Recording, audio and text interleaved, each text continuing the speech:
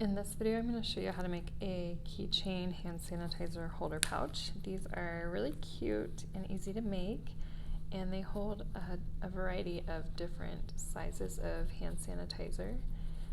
And at the bottom, there's a little hole for the top of the hand sanitizer to poke through, and then it snaps shut, and also has a keychain, so you can put it on a backpack or purse, so you can have it handy as we go into flu season.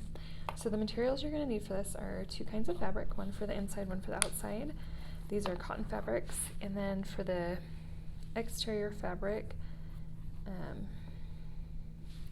so use the pattern piece provided to cut these out, and also one tab piece. This is for the little keychain tab. And then for one of these fabrics and the tab, I have used fusible interfacing on the back. You're also going to need a 1/2 inch single fold bias tape. This is for the finishing that little flat piece. And you'll need one cam snap for the snap and a placer, cam snap placer to put that in. You also need some chalk for this project to mark on the fabric, and then we'll use a little bit of spray based to attach this. Okay, the first thing we're going to do is mark the opening from the pattern piece onto your fabrics. These are right sides together, and we are going to sew around this little rectangle with a 2mm stitch length. So that's a little bit smaller than a normal stitch length, and you'll just want to back stitch at the beginning and the end of your stitching. After you've stitched that, you're going to cut into this rectangle and then make cuts into the corners. You don't want to go past that stitching, but make sure you go into the corner, and then we'll trim off just the excess fabric in this little rectangle. So I just like to trim off those triangles.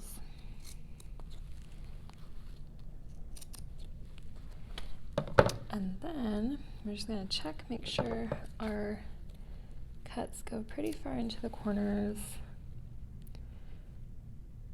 And then we'll turn the pouch right side out by pushing the lining through the hole. So it's pretty easy to do. And then what we'll do is press this to line up all the edges, and then we have our hole built into our pouch. After you've pressed that, we're going to go on to the next step. I don't recommend top stitching this because you want this to be able to stretch a little bit in case your hand sanitizer top is a different size. This one is a little bit larger and it just needs to stretch a little bit, so you can top stitch it if you know your hand sanitizer top's going to fit, but if you don't, then you can just leave it and it will be fine. So the next step is we're going to finish this edge, and it is going to be this part of the case when it's finished, so you can kind of see how your pouch is starting to take shape. And to finish this edge, since we can't turn it, we're going to just flip over 1/4 inch on each of these pieces here, and then we'll top stitch it. So I'm going to press those with my iron and then top stitch them together. And once that edge is finished, we're going to fold up the pouch with this rectangle matching up, so just fold it in half. And then at the top where this flap meets the curved part, we're just going to mark that so we know where it hits. And then our next step is to put this binding on to finish the top flap. And we marked it because we want to go about 1/2 inch past that with our binding, just to make sure it gets a nice finish in there. So the binding is really easy to put on if you are using a spray based. So I'm going to show you how to do this. Spray based is just like an adhesive. So I'm just going to spray it with a little layer of spray based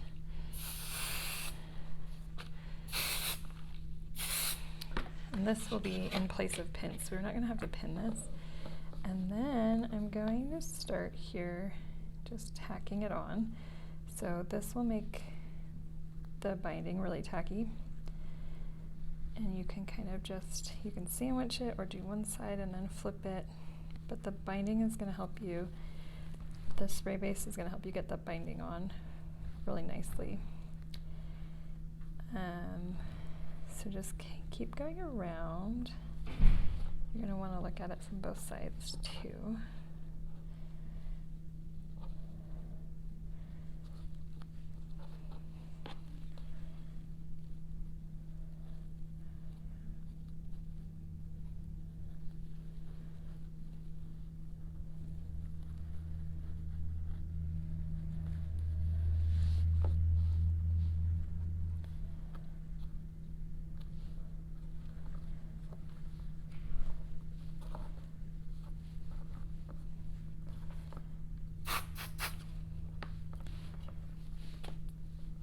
Okay, and then once you've gotten past your other mark, you can trim this off.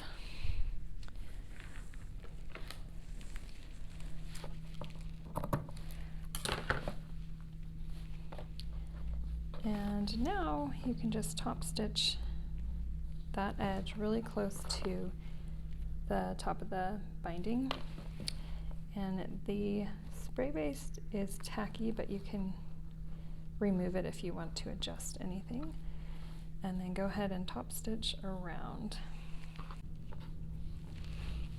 After your flap is finished, we'll just set this aside for a second and assemble the tab. So this little tab piece will hold the keychain on, and to do that you're just going to press in the two edges till they meet in the middle, and then we'll press it over to create about a 1/4 inch width tab.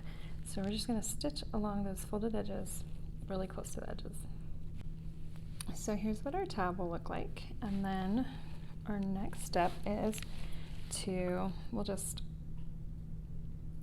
thread the keychain on there, and then we're gonna flip this wrong sides out to assemble the pouch. So this is my lining, this is my exterior. I'm gonna match this again at the opening, and then pin the flap here to my curved flap, and we are going to just stitch this side here. So we want to stick the keychain on this side about a 1/2 inch from this flap, and I like to put, instead of putting the keychain tab on itself, that will create kind of a clunky, bulky thing that's hard to sew over, I like to move them next to each other. So the edges of the flap are going to be next to each other, but this needs to be inside so that our keychain tab will be on the outside after we sew it. So you can either pin or clip the ends in place, and then we're going to stitch the sides of this pouch with a 1/4 inch seam allowance. Stitch from the top to the bottom, and just make sure you back stitch at the top and the bottom. Okay, before we turn this, we are going to go ahead and give the bottom of the bag a little dimension. And to do that, we'll take our pouch and pinch it perpendicular to that seam, so we create a little triangle at the bottom. And then I like to draw with my ruler a line across so it's easy to follow, and this should be about 3/8 inch from that point. I'm just going to draw a line here, and that's where I'm going to stitch across. Make sure you're back stitching too, and we'll do that on the other side. So you can draw a line, and then I usually put a pin in it to hold it, and then repeat on the other side and stitch. So those little stitches will give the bag a little bit of a boxy bottom, and you can trim the corner off if you want, but you don't have to. And then just clip your threads a little bit, and we'll turn this right side out.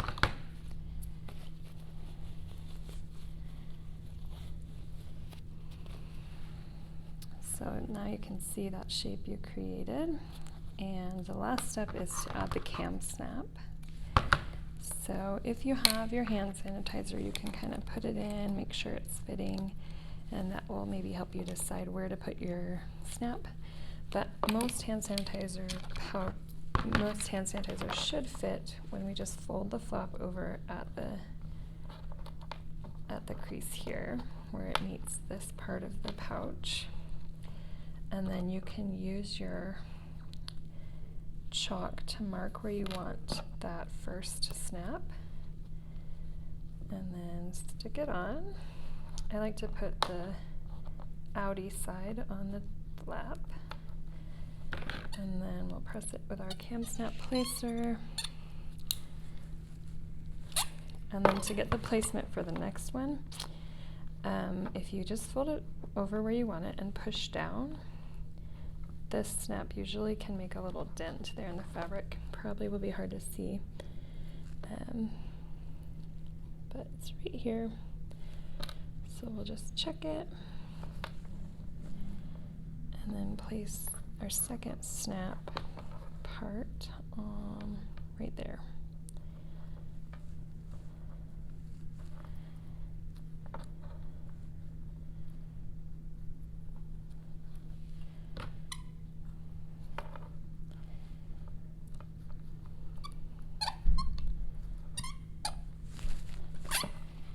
Okay, and once that is in, your hand sanitizer pouch is all finished. You can snap it together.